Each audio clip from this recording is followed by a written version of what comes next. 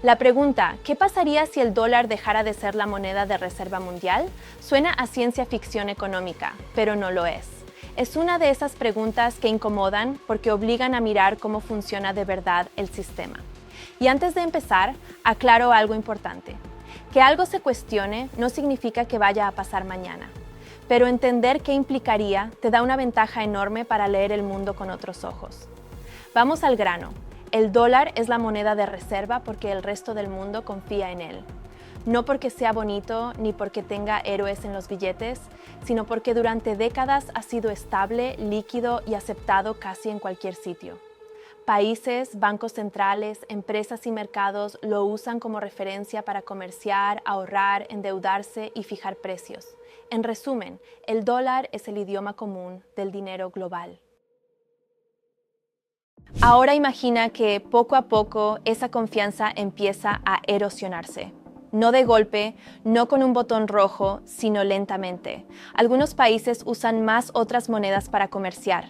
Otros diversifican reservas. Otros cuestionan por qué todo pasa por el dólar. Nada dramático al principio.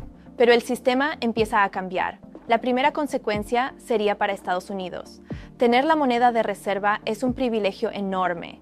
Permite financiar déficits con más facilidad, endeudarse a costes más bajos y emitir deuda que el mundo entero quiere comprar. Es como tener una tarjeta de crédito con un límite casi infinito y tipos bajos. Si el dólar perdiera ese estatus, esa ventaja se reduciría. No desaparecería Estados Unidos como potencia, pero su margen de maniobra sería menor. Aquí entra el primer efecto real. Deuda más cara.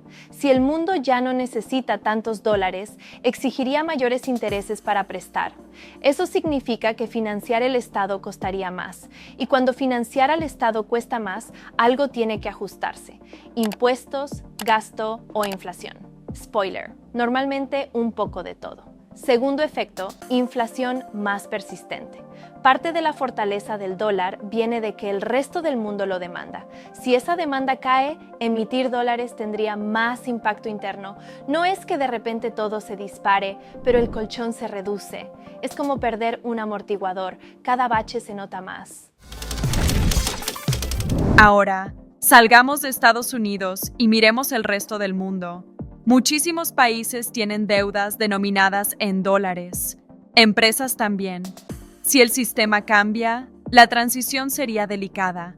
Algunos ganarían flexibilidad, otros sufrirían volatilidad, porque cuando el ancla se mueve, el barco entero se balancea. Aquí viene una parte importante. Que el dólar deje de ser la única moneda de reserva no significa que desaparezca. Significa que compartiría protagonismo. Un mundo más multipolar monetariamente. Más euros, más yuanes, más monedas regionales, más acuerdos bilaterales. Menos todo pasa por el dólar y más elige el carril que te convenga. Eso suena ordenado, pero en la práctica añade fricción. Más monedas fuertes implica más riesgo de tipo de cambio, más complejidad en contratos, más costes de cobertura. Es como pasar de una autopista a muchas carreteras secundarias. Algunas serán rápidas, otras no tanto. El comercio no se detiene, pero se encarece y se vuelve menos eficiente. Y ahora la pregunta que seguro te estás haciendo. ¿Esto sería bueno o malo para la gente normal? Respuesta corta: depende de dónde estés y de cómo te pille. Respuesta honesta: generaría más volatilidad. Y la volatilidad casi nunca es amiga de quien no está preparado. Para los ahorradores, un mundo sin un claro activo refugio dominante sería más complejo. Menos certeza de dónde aparcar el dinero, más diversificación obligada, menos esto es seguro pase lo que pase. Para los inversores sofisticados, oportunidades. Para el ciudadano medio, más ruido y más necesidad de entender qué está pasando. Aquí meto un poco de humor porque viene bien. Pensar que el dólar va a desaparecer de repente es como pensar que el inglés va a dejar de ser el idioma global porque ahora hay traductores automáticos. Puede perder algo de hegemonía, sí. ¿Desaparecer? Poco probable. Los sistemas globales no cambian por moda, cambian por acumulación de incentivos. Otro punto clave, la geopolítica. La moneda de reserva no es solo economía, es poder. Controlar el sistema financiero global da capacidad de imponer sanciones, influir en flujos de capital y marcar reglas. Si el dólar pierde peso relativo, ese poder se diluye, no desaparece, pero se reparte. Y cuando el poder se reparte, el mundo se vuelve más complejo de gestionar. También hay un efecto psicológico. El dólar es referencia mental.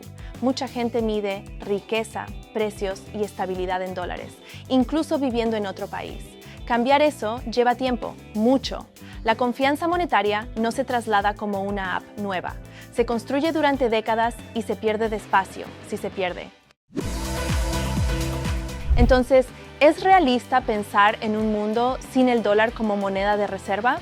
Más realista es pensar en un mundo donde el dólar sigue siendo central, pero menos exclusivo, menos dominante, más cuestionado, más acompañado. Y eso ya está pasando, aunque a ritmo lento. La clave aquí no es adivinar el futuro exacto, sino entender la dirección.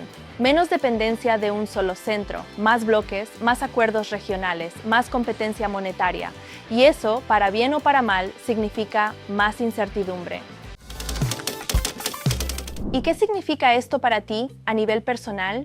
Que confiar ciegamente en un solo escenario es arriesgado. Que diversificar no es una moda, es una necesidad estructural. Que entender cómo funcionan las monedas importa más que antes.